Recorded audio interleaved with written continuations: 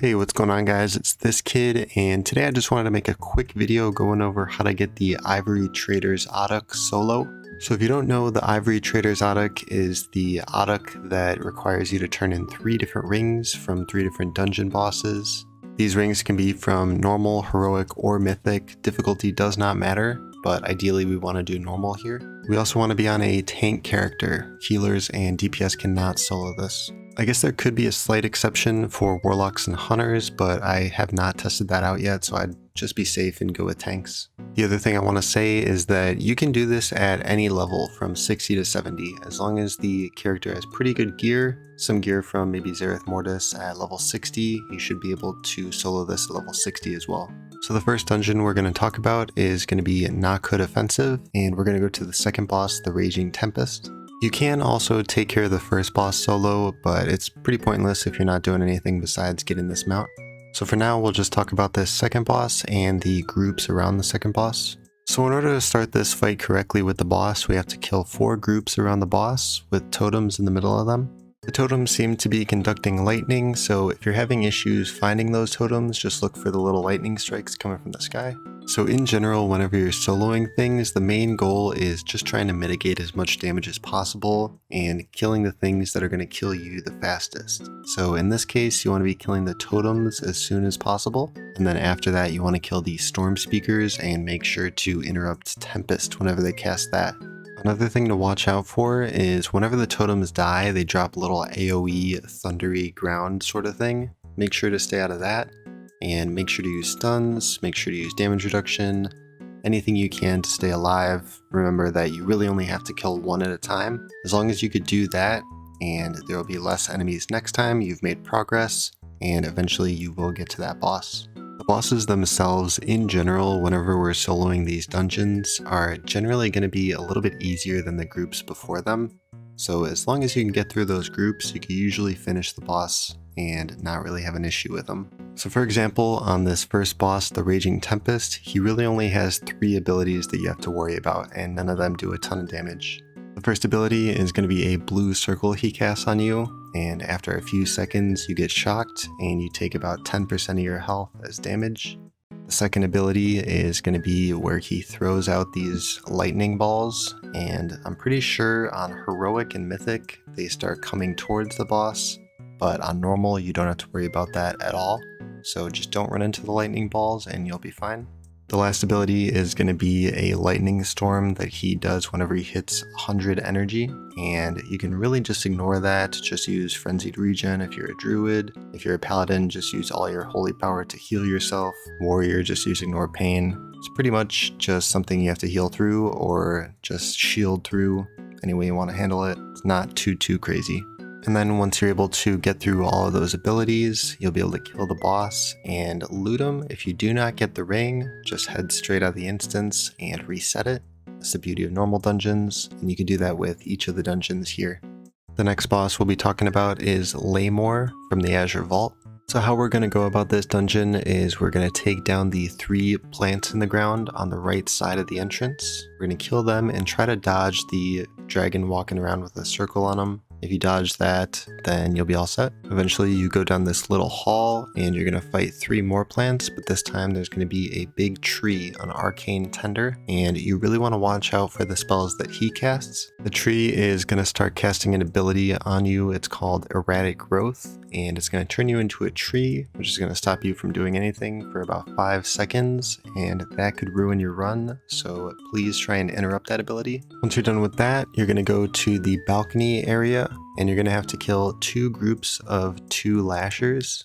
Once you kill them, you're going to jump off the balcony. You're going to take a bunch of damage to heal up, do all that, and then slowly work around the room and kill all the ads in the room.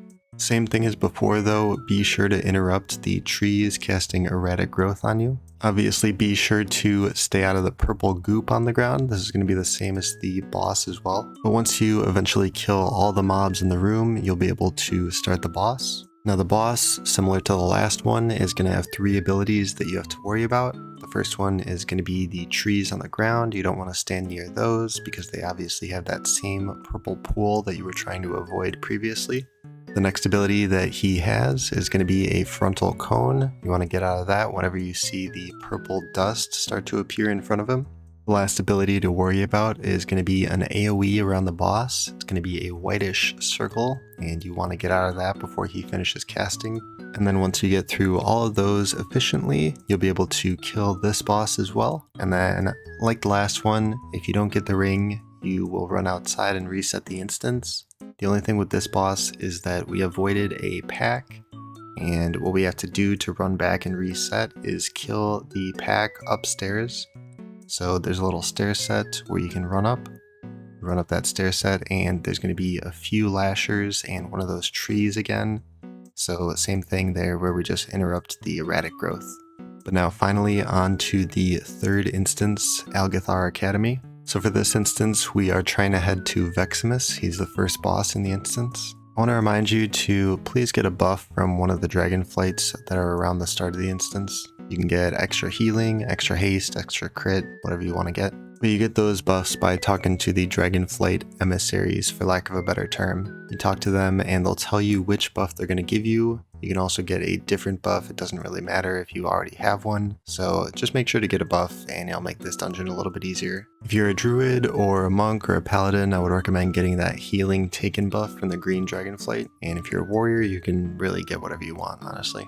So we go and we take the left bridge towards the first boss. And these groups are a little bit hard on the first bridge. You're just going to have to kill them and try and mitigate as much as possible. Don't stand in the AoE that you're going to be taking. Just try and kill at least one of them as soon as possible and then move on to the next instead of AoEing all of them down. So after that bridge, there is a group with a big mana worm, and the mana worm has an ability where he rushes towards you. And there's two things to note about that. The first thing is that when he's coming towards you, you're going to be pulled towards him. So basically, if he comes from north to south, eventually when he hits you, you're going to bounce from south to north. And another thing to mention is avoid his breath after he rushes towards you. He's going to rush towards you and instantly start casting a breath ability like a frontal cone. Does a ton of damage, so just avoid that if possible. The only reason I mention that is because if you're not expecting to bounce somewhere, you can end up falling into another group of ads, and that can mess up your run a little bit. So be sure to keep an eye out for where he's rushing from and where you're eventually going to go once you get rushed to. Once you get into the boss's little library, so to speak, you're going to come across groups with books, and the books are what you need to keep an eye on. The books are going to cast a channeled ability, and that channeled ability is going to lock you up, same thing as the trees from the last dungeon. The ability from the book is going to be called Monotonous Lecture, and that ability has to be interrupted, stunned, knocked back, whatever you can do to prevent it, because if you are not at full health or anywhere from maybe 60 to 100% health, that is going to ruin your run and you're going to die right there.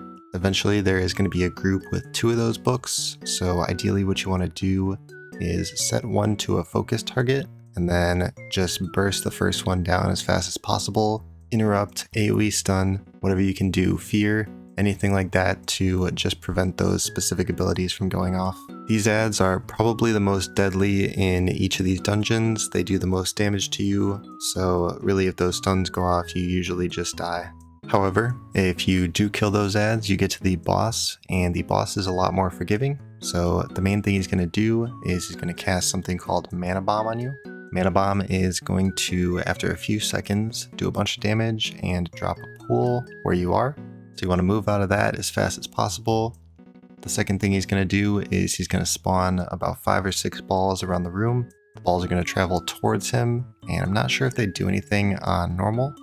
But ideally, you want to pick up these balls before they reach the boss. If they reach the boss, I think they give him energy or something like that, but I really didn't notice a difference when the balls did reach him. So maybe you don't even have to worry about those. The last thing he's going to do is an AoE, kind of like a starfall kind of thing. You want to watch out for those little pools that are going to spawn and make sure you don't get hit by the stuff that's falling from the sky. And eventually you will kill this guy. I also have one more thing to mention about this guy. He does cast a little channeled beam, but there's nothing you can really do about that, so it's not even worth mentioning really. It does damage to you, just mitigate it, heal through it, whatever you could do. But eventually you will kill the boss and he'll drop a chest.